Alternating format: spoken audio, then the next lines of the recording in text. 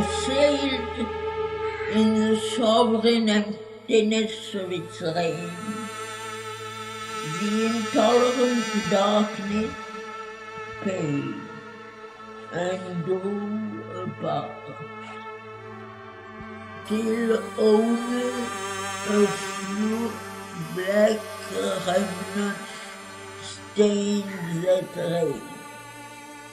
But on a failing age of dumb lost to space, still a great dragon body sullenly loomed, adversary of the slow struggling dawn, defending its ground of tortured mystery. It trailed its coils through the dead martyr in the air, and curving fled down a grey slope of time.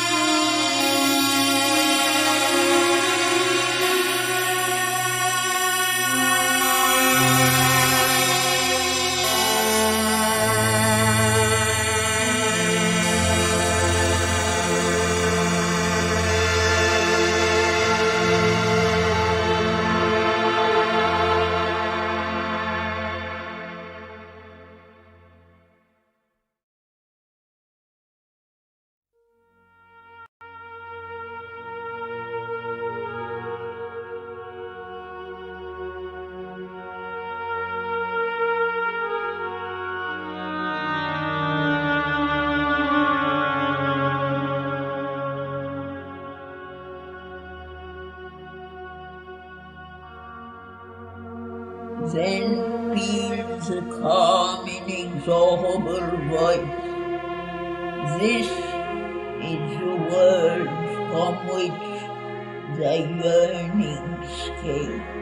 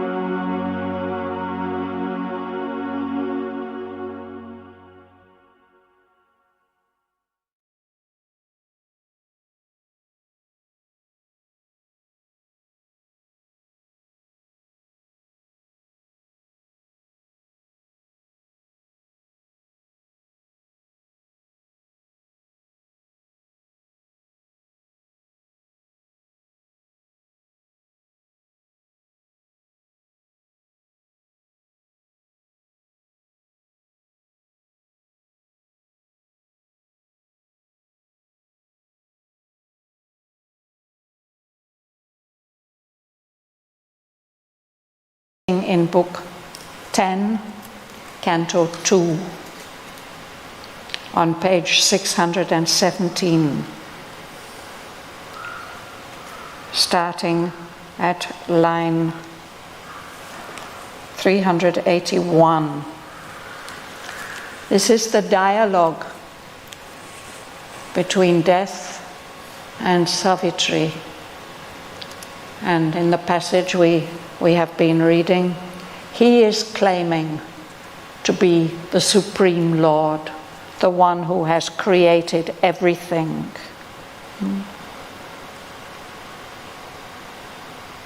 I, Death, have created all this. I curved the vacant ether into space. I struck out the supreme original spark and spread its sparse, ranked armies through the inane. Manufactured the stars from the occult radiances. Marshaled the platoons of the invisible dance. I formed Earth's beauty out of atom and gas, and built from chemic plasm the living man.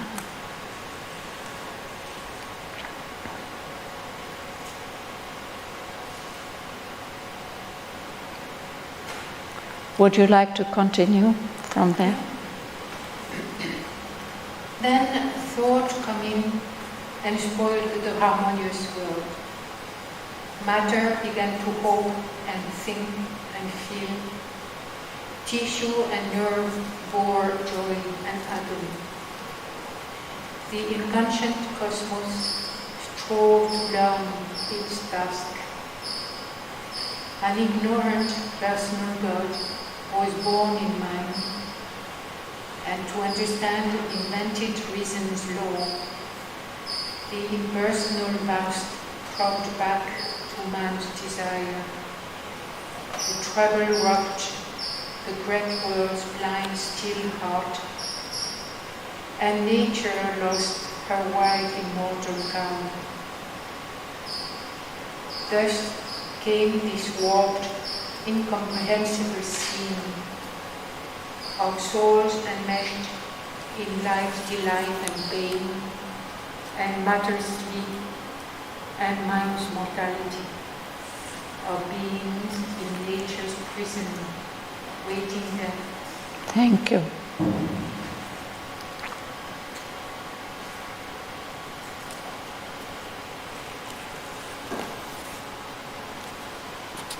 (618), line 395.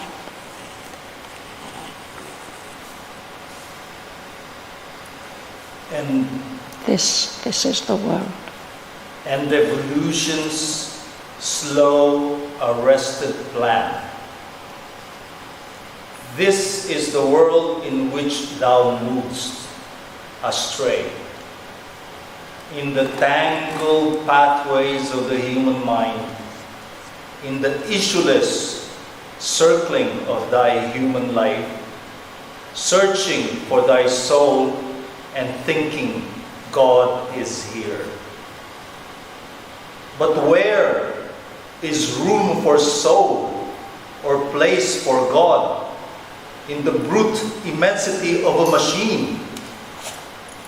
A transient breath thou takest for thy soul, born from a gas, a plasm, a sperm, a gene, a magnified image of man's mind for God, a shadow of thyself thrown upon space, interposed between the upper and nether void.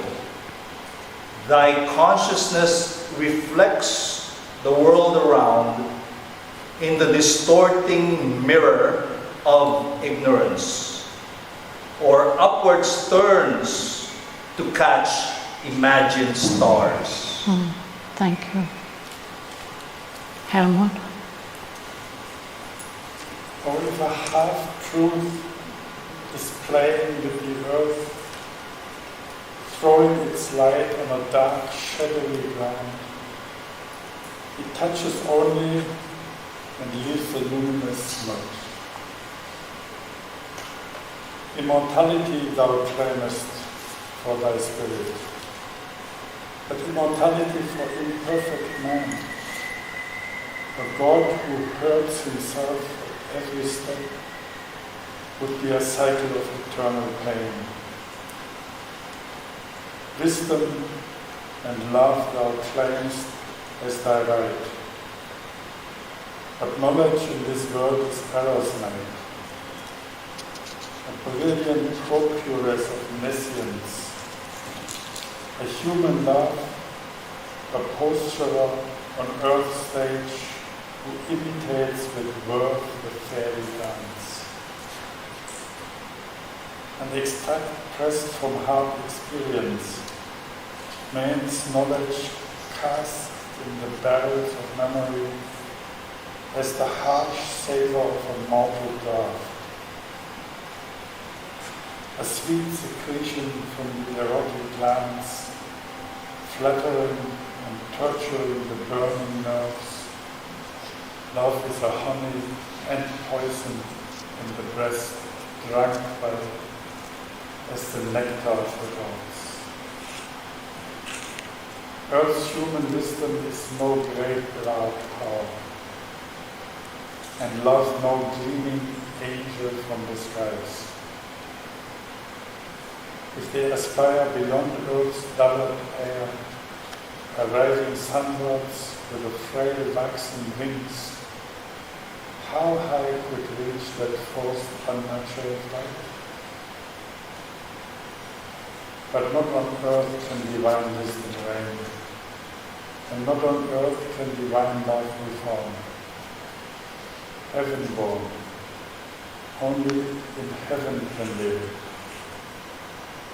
or else there too perhaps there are shining wings.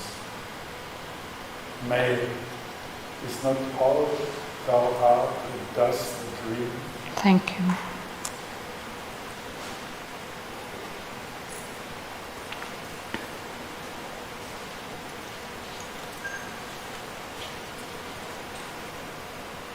Ravi, would you like to continue? We're on page 619, line 39.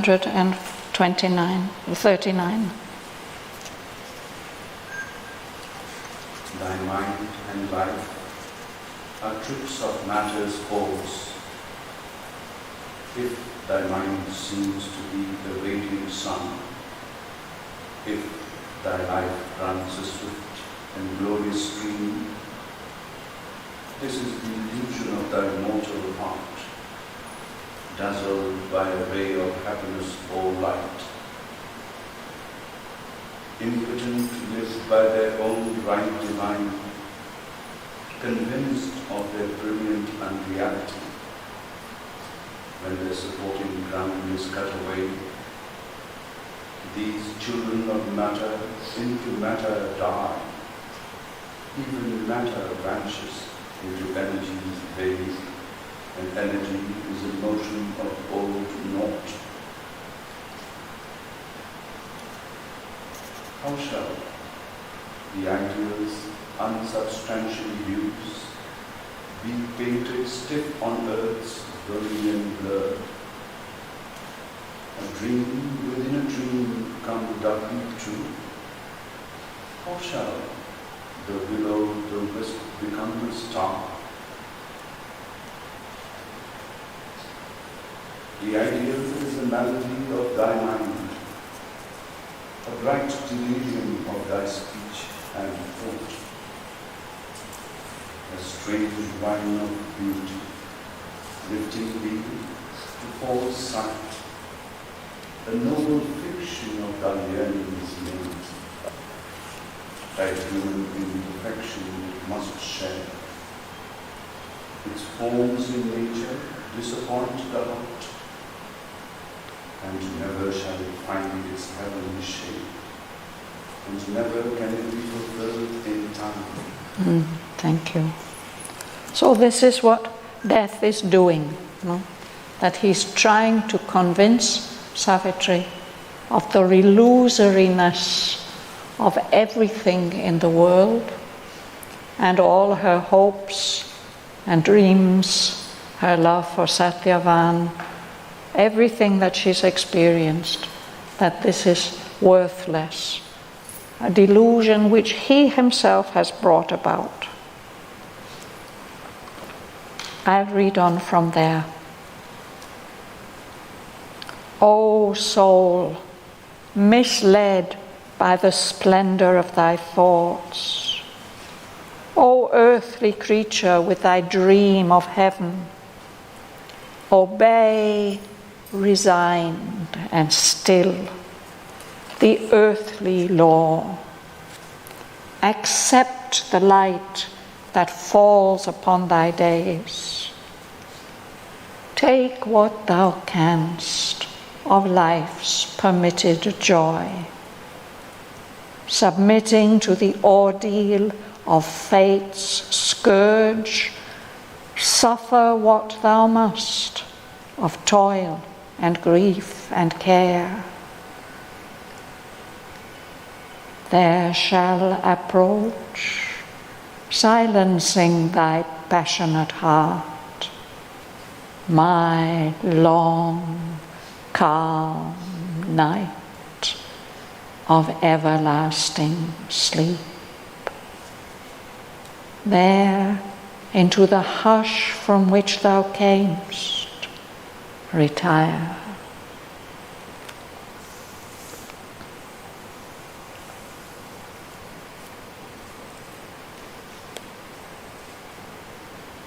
Joel? Canto 3, the debate of love and death. A sad, destroying cadence, the voice sank. It seemed to lead the advancing march of life into some still original inane. But Savitri answered to Almighty Death. O dark-browed sophist of the universe, who veilest the real with its own idea, hiding with brute objects nature's living face, masking eternity with thy dance of death. Thou hast woven the ignorant mind into a screen, and made of thought errors purveyor and scribe, and a false witness of mind's servant sense. And instead of the sorrow of the world, champion of a harsh and sad philosophy, thou hast used words to shutter out the light, and called in truth to vindicate a lie. A lying reality is falsehood's crown, and a perverted truth her richest gem. O death, thou speakest truth, but truth that slays. I answer to thee with the truth that saves. A traveler new discovering himself, one made of matter's world its starting point. He made of nothingness his living room, and night a process of the eternal light, and death a spur towards immortality. God wrapped his head from sight in matter's power. His consciousness dived into inconscious depths. All knowledge seemed a huge dark essence. Infinity wore a boundless zero's form. His abysm of bliss became insensible deeds. Eternity, a blank spiritual past. annulling an original nullity.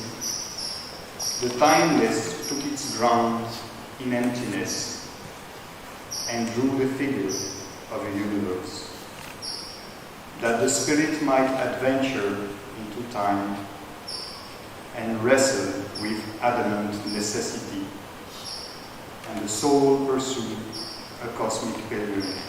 Thank you. This is one of the many places in the poem where Sri Aurobindo gives an account of the creation of the universe. Several different versions of it, but here he's explaining how the One, the Supreme Lord, has decided to take up this adventure of plunging into the depths of inconscience, and from there rediscovering all the glories which he himself has brought into existence, so that the spirit might have this adventure into time, which involves a wrestle, a struggle with necessity, with adamant necessity. In this way, the soul has the opportunity to pursue a cosmic pilgrimage.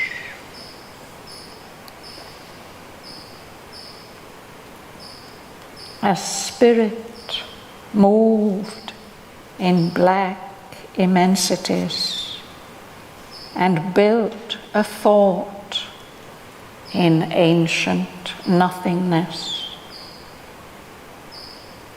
A soul in God's tremendous void was lit, a secret laboring glow of nascent fire. In Nihil's gulf, his mighty puissance wrought. This is the power of the Supreme Mother. She swung her formless motion into shapes, made matter the body of the bodiless.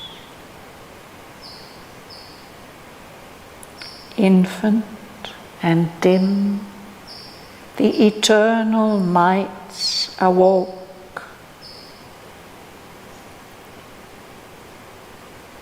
Now he's going to tell us what these mights, these eternal powers are. In inert matter breathed a slumbering life. In a subconscious life, mind lay asleep. In waking life, it stretched its giant limbs to shake from it the torpor of its drowse. A senseless substance quivered into sense. The world's heart commenced to beat, its eyes to see. In the crowded, dumb vibrations of a brain, thought fumbled in a ring to find itself, discovered speech, and fed the newborn word that bridged with spans of light the world's ignorance. In waking mind, the thinker built his house. A reasoning animal willed and planned and sought. He stood erect among his brute compeers. He built life new, measured the universe, opposed his fate, and wrestled with unseen powers, conquered and used the laws that rule the world, and hoped to ride the heavens and reach the stars, a master of his huge environment.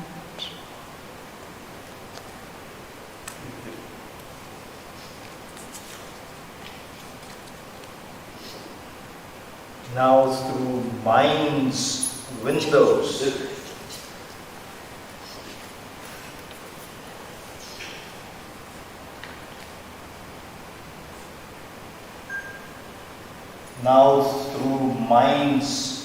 windows, stares the demigod, hidden behind the curtains of man's soul.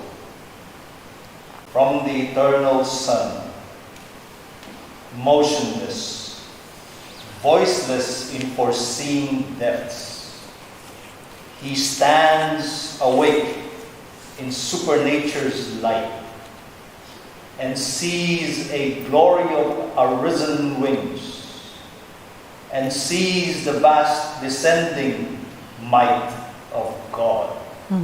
Thank you. Turiya. Oh, death. Okay. Yeah. Oh, death, thou lookst on an unfinished world, assailed by thee, and of its road unsure, peopled by imperfect minds and ignorant lives, and sayest, God is not, and all is vain. How shall the child already be man? Because he is infant, shall he never grow? Because he is ignorant, shall he never learn? In a small, fragile seed, a great tree lurks. In a tiny gene, a thinking being is shut. A little element in a little sperm, it grows and is a conqueror and a sage. And wilt thou spew out death, God's mystic truth, deny the occult spiritual miracle? Still, wilt thou say there is no spirit, no God? The mute material nature wakes and sees. She has invented speech, unveiled a will. Something there waves beyond towards which she strives. Something surrounds her into which she grows. To uncover the spirit, to change back into God, to exceed herself is her transcendent task. In God concealed, the world began to be. Tardily, it travels towards manifest God. Our imperfection towards perfection toils. The body is the chrysalis of the soul. The infinite holds the finite in its arms. Time travels towards revealed eternity. Thank you.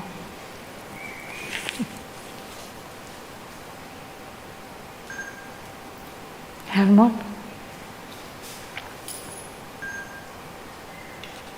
A miracle structure of the eternal age.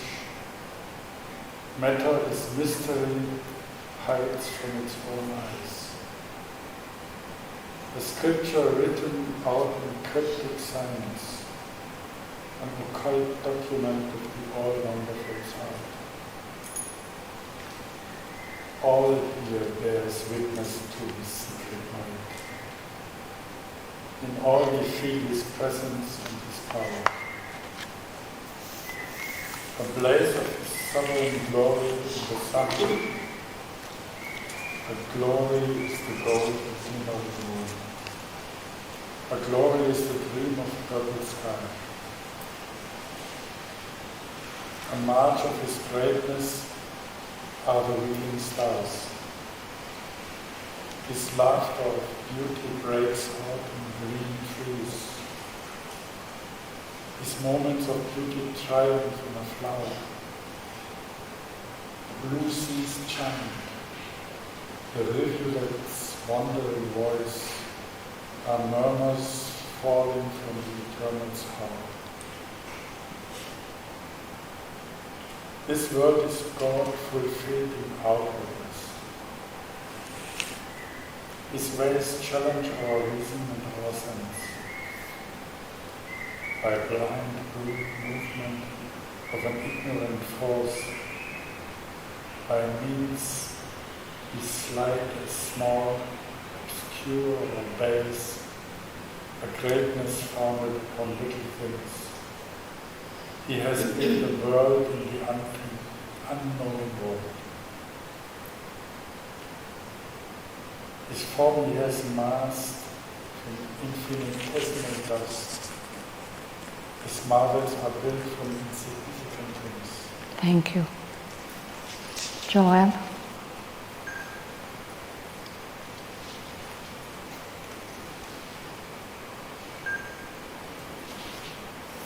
If mind is crippled, life untaught and cruel, if brutal masks are there and evil acts, they are incidents of his vast and varied plot, his great and dangerous drama's needed steps.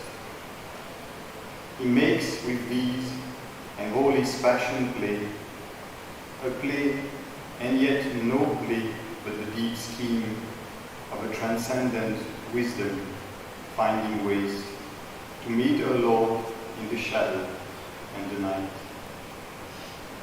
Above her is the vision of the stars, watched by a solitary infinitude.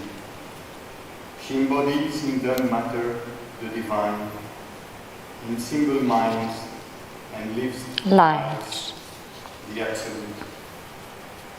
A miracle monger, her mechanical craft, matter's machine worked out the laws of thought. Life's engines serve the labor of a soul. The mighty mother, her creation wrought, a huge caprice self-bound by iron laws, and shut God into an enigmatic world. She lulled the omniscient into nescient sleep. Omnipotence on inertia's back she drove, trod perfectly with divine unconscious steps, the enormous circle of her wonder works. Immortality assured itself by death. The eternal space was seen through drifts of time.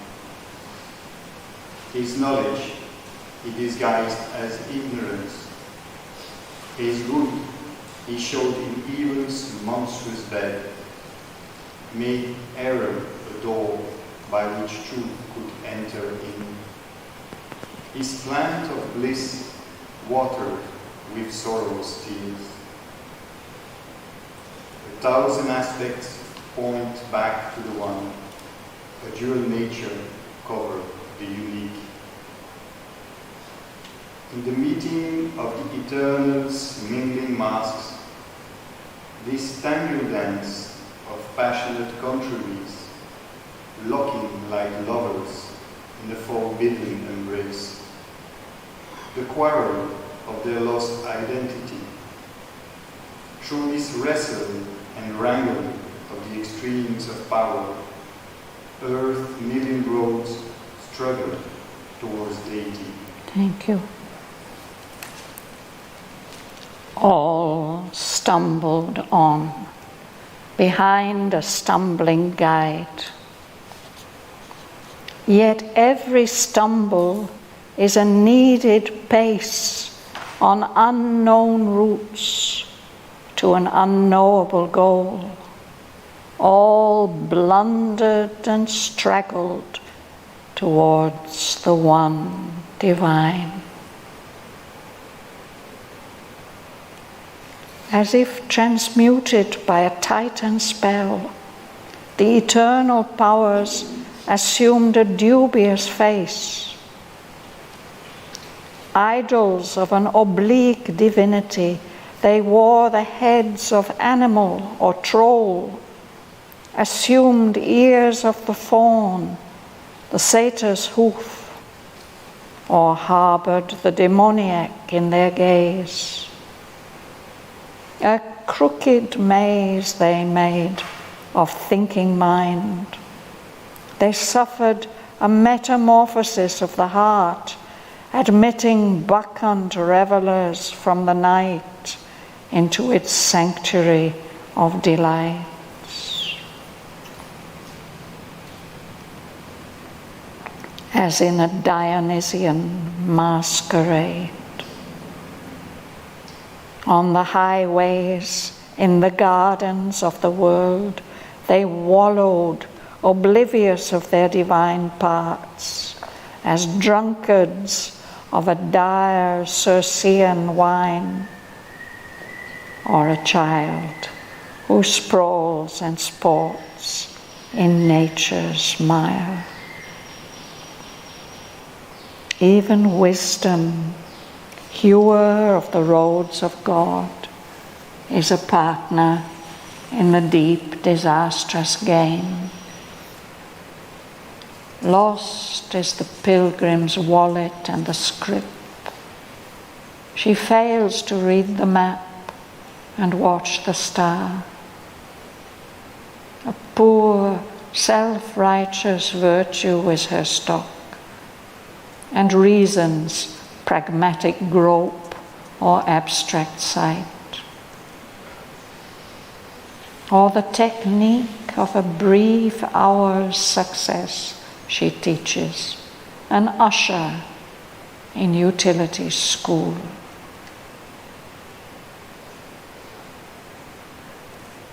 This is about the distortion of wisdom.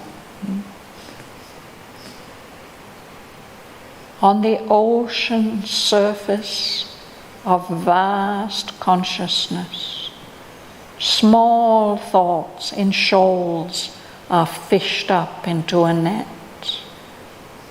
But the great truths escape her narrow cast.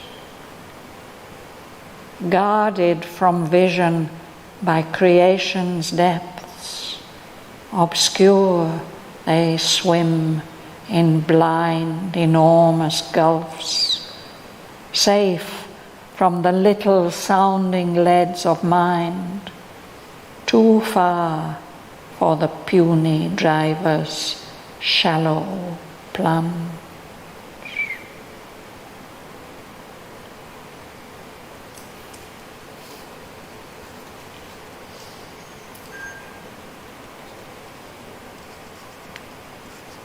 Our mortal vision peers with ignorant eyes.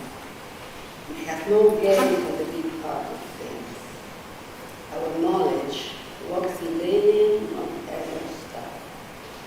We were children of false doctrine and false gods, or fanatic of thieves intolerant drink, or a seeker doubting every truth he finds. Septic face in light, with angry moon, but chilling the heart with dry ironic smile. Cynic. A cynic stamping out the golden mind. Darkness wallows in the path of time, or lives in giant's head to blot the stars.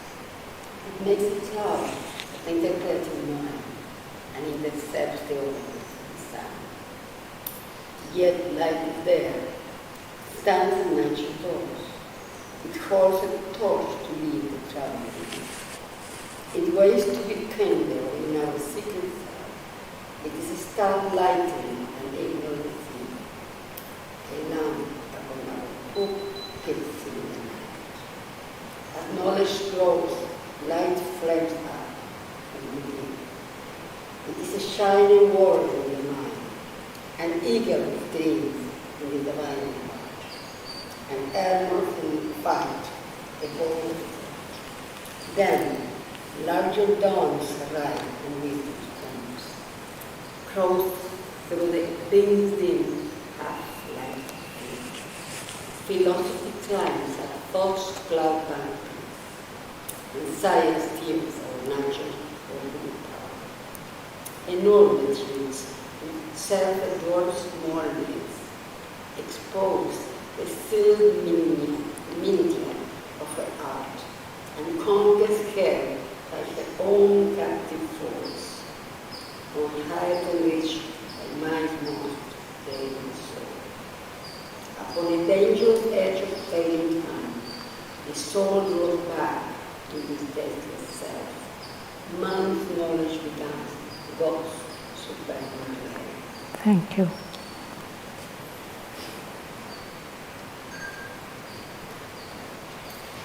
Ravi, you would like to read on?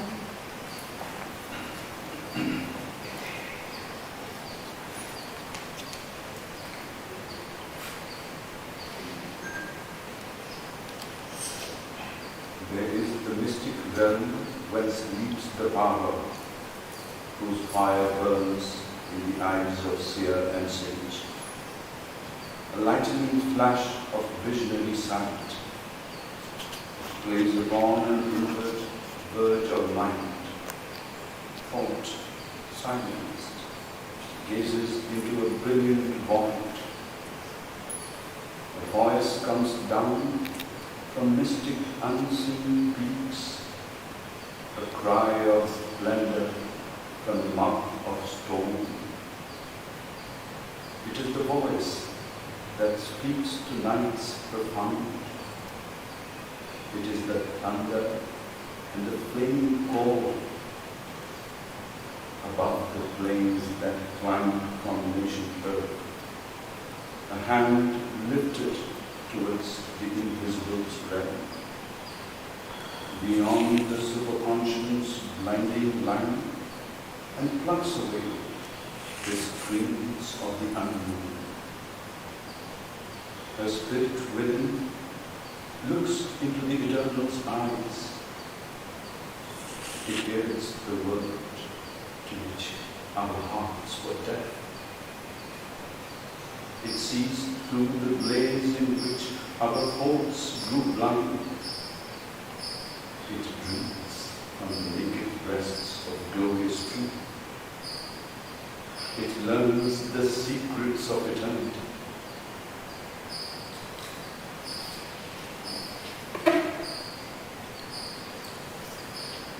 Go a little further.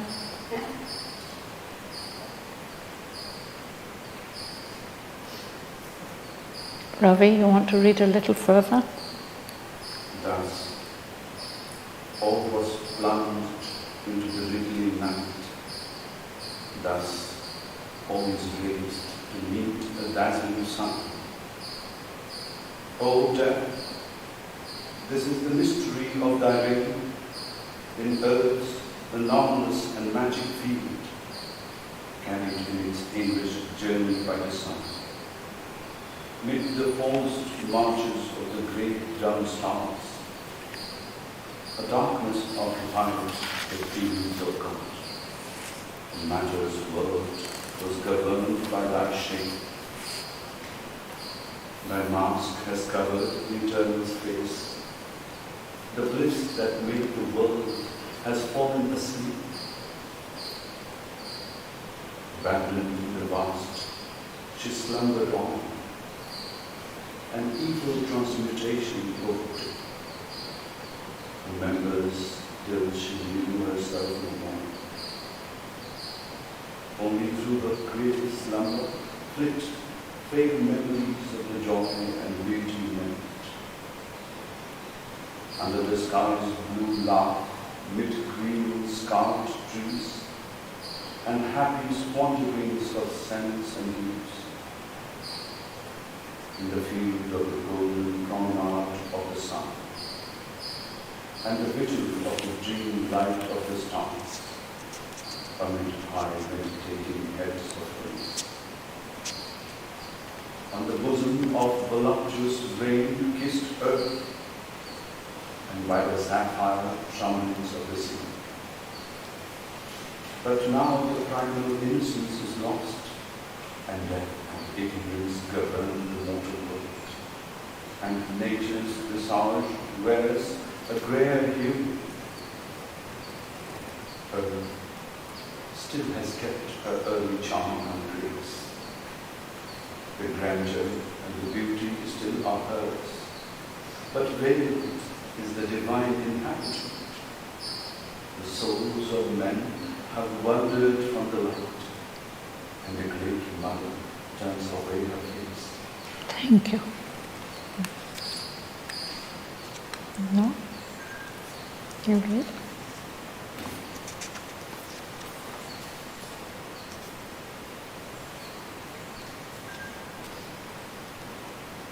The eyes of the Creatrix bliss are closed, and sorrow's touch has found her in her dreams. As she turns and pauses on her bed of void, because she cannot wake and find herself, and cannot build again her perfect shape. Oblivious of her nature and her state, forgetting her instinct of felicity, forgetting to create a world of joy, she weeps and makes her creature's eyes to weep, testing with sorrow's edge her children's breasts.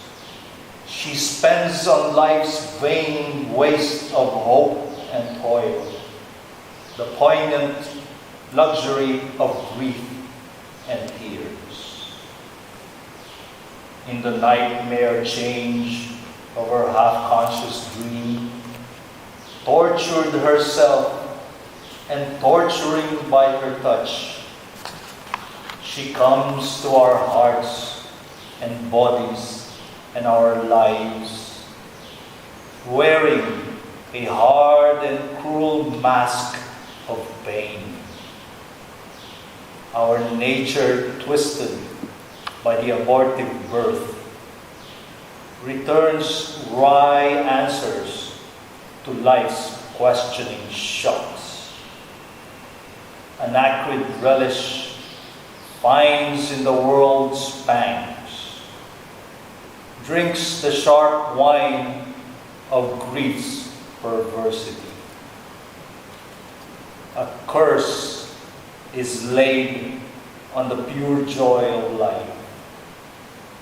Delight, God's sweetest sign and beauteous twin, dreaded by aspiring saint and austere sage, is shunned, a dangerous and ambiguous cheat, a specious trick of an infernal power.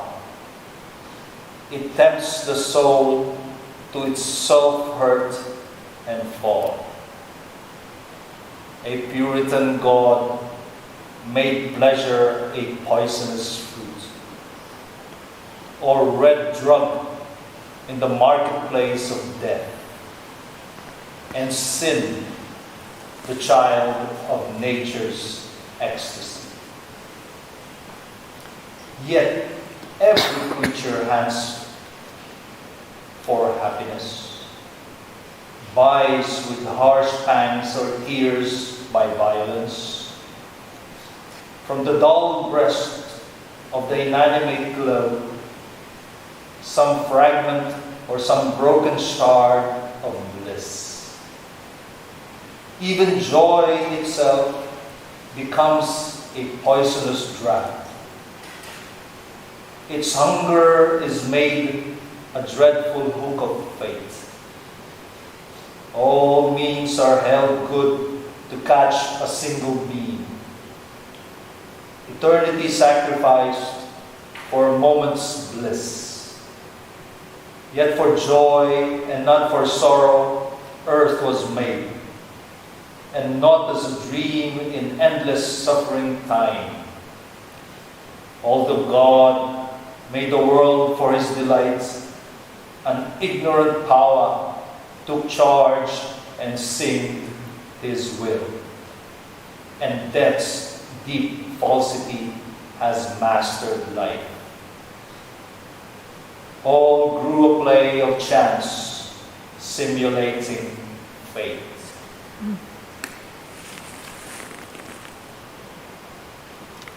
A secret air of pure felicity, deep like a sapphire heaven, our spirits breathe. Our hearts and bodies feel its obscure call. Our senses grope for it and touch and lose. If this withdrew, the world would sink in the void. If this were not, nothing could move or live. A hidden bliss is at the root of things. A mute delight regards time's countless works. To house God's joy in things, space gave wide room. To house God's joy in self, our souls were born.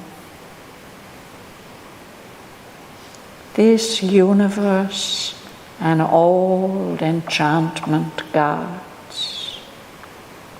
Its objects are carved cups of world delight, whose charmed wine is some deep soul's rapture drink. The all-wonderful has packed heaven with his dreams. He has made blank ancient space his marvel house. He spilled his spirit into matter's signs. His fires of grandeur burn in the great sun. He glides through heaven, shimmering in the moon. He is beauty, caroling in the fields of sound. He chants the stanzas of the odes of wind. He is silence, watching in the stars at night. He wakes at dawn and calls from every bough, lies stunned in the stone, and dreams in flower and tree.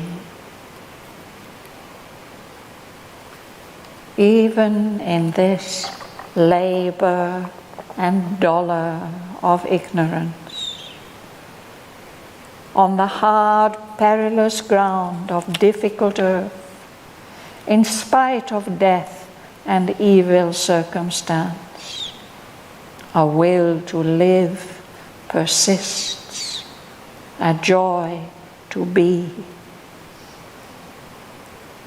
There is a joy in all that meets the sense, a joy in all experience of the soul,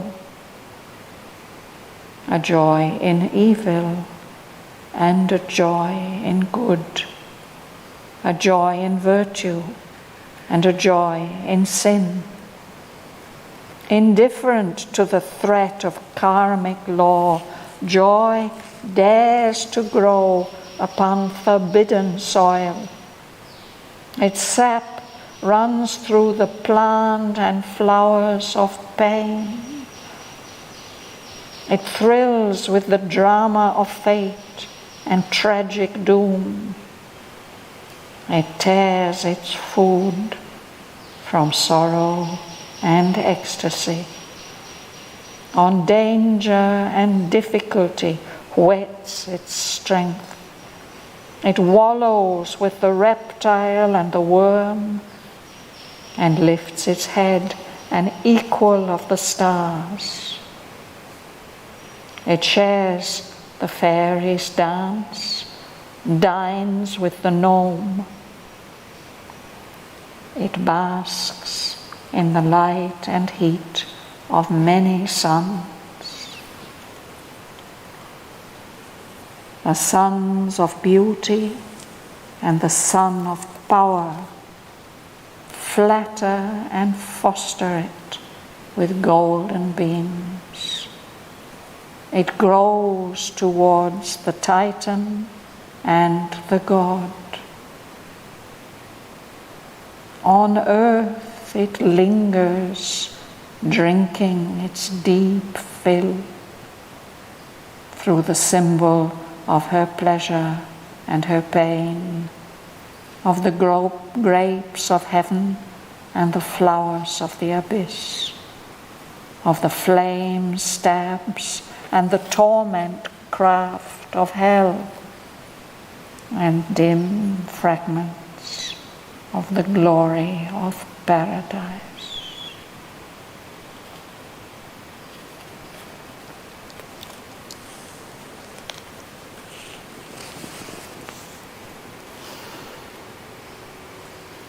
Joel?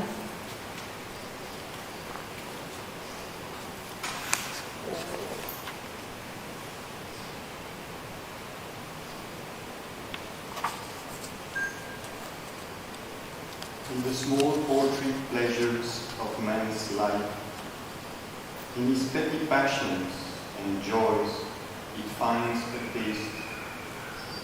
a taste in tears and tortures of broken hearts, in the crown of gold and in the crown of thorns, in life's nectar of sweetness and its bitter wine. All being it explores for unknown bliss, sounds all experience for things new and strange.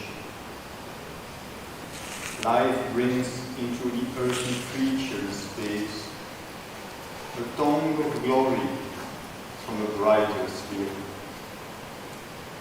It deepens in its musings and its heart.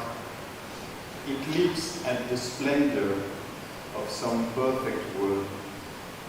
It exults in his high resolves and noble deeds, wonders in its errors, dares the abyss rim. It climbs in his climbings, wallows in his fall. Angel and demon rides his chamber share, possessor or competitors for life's heart. To the enjoyer of the cosmic scene, his greatness and his littleness equally are. His magnanimity and meanness use, cast on some neutral background of the gods. The artist's skill he admires, who planned it all. But not forever endures this danger game. Beyond the earth, but meant for delivered earth, wisdom and joy prepare their perfect crown. Truth superhuman calls to thinking man. At last the soul turns to eternal things. In every shrine it cries for the clasp of God. Then is there played the crowning mystery. Then is achieved the longed-for miracle. Immortal bliss, her wide celestial eyes, opens on the stars. she stirs her mighty limbs. Time trills to the suffix of her amour song, and space fills with a white beatitude. Then leaving to its grieved human heart, abandoning speech and the name-determined realms, through a gleaming, far-seen sky of wordless thought, through naked, thought-free heavens of absolute sight, she climbs to the summits where the unborn idea, remembering the future that must be, looks down upon the works of laboring force, immutable above the world made. In the vast golden laughter of truth's sun, like a great heaven bird on a motionless sea, is poised her winged ardor of creative joy on the still deep of the eternal space. Thank you.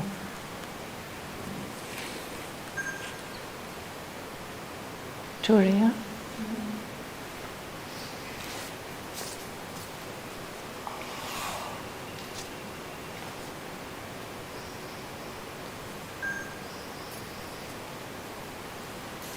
This was the aim, this the supernal law, nature's allotted task, when beauty drenched in dim mist waters of unconscious sleep.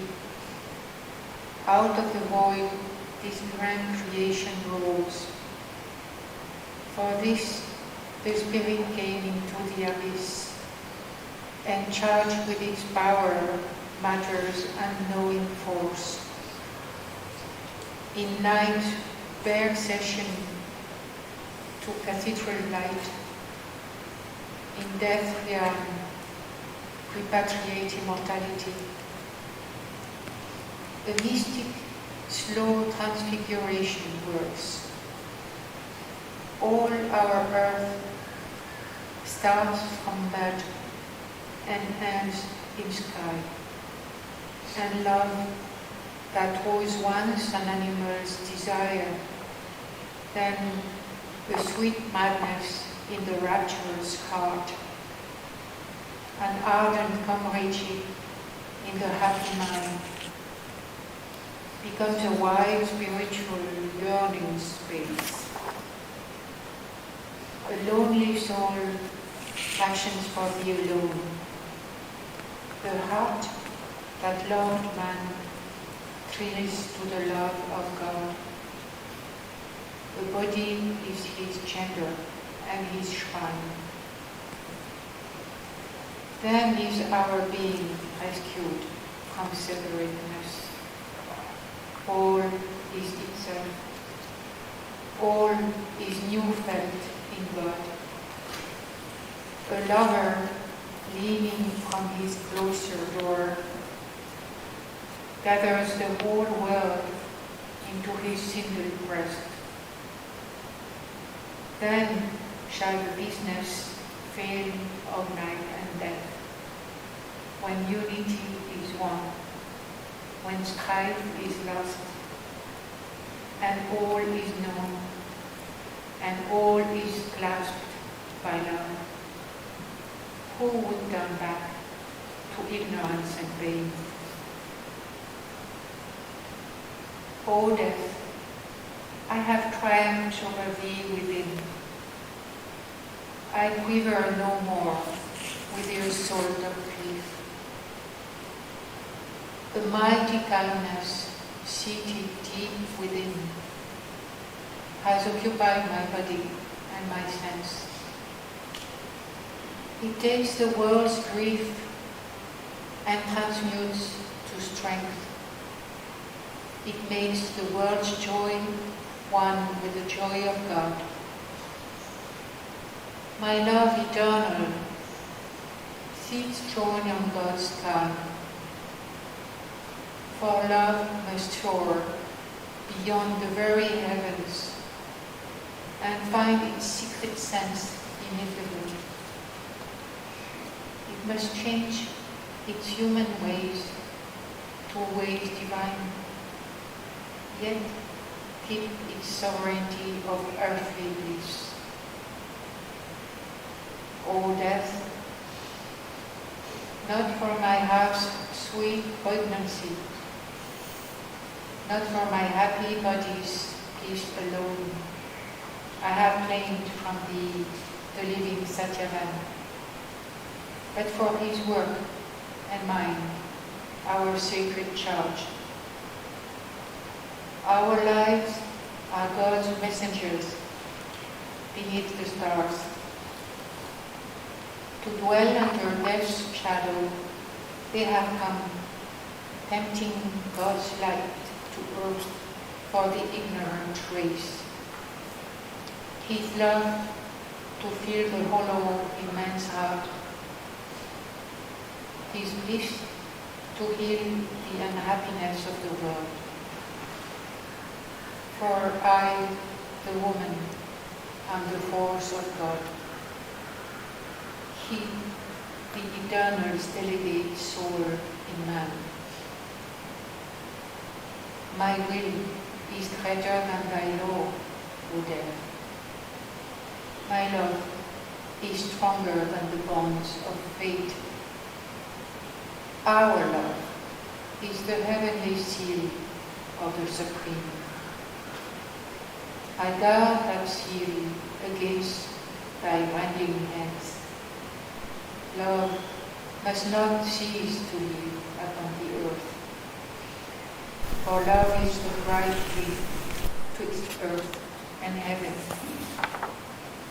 Love is the far transcendent angel here. Love is man's lien on the absolute. Let's pause. Let's pause there.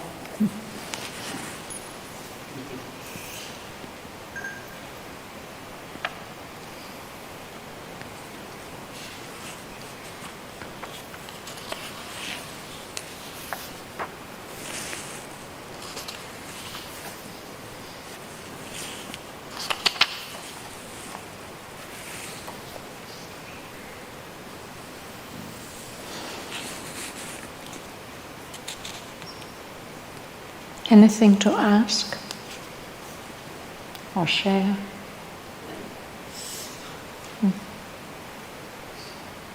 Yeah. Just like in French. Here it's in a kind of legal term, that you have a right to something. But it seems to me that lien should be with lien with. I have a lien with somebody. You have. I think. I think in legal terminology it's like this.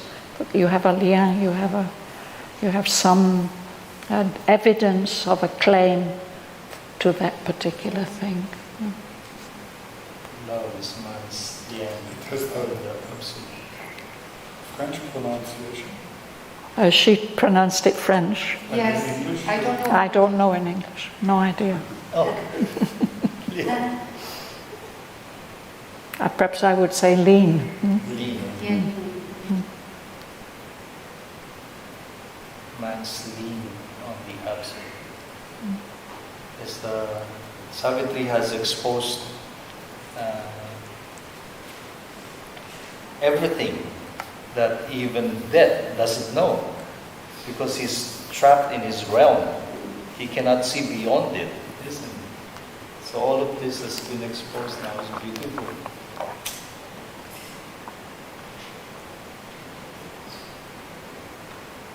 Yeah, it's very beautiful.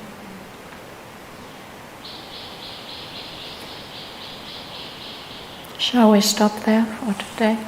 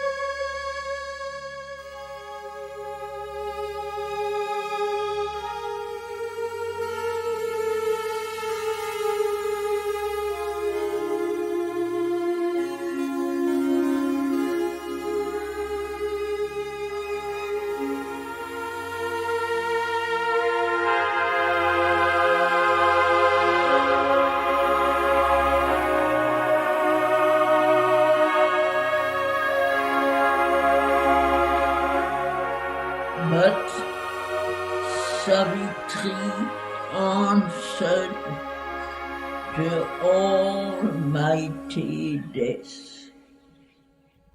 Oh, death, I have triumphed over thee within.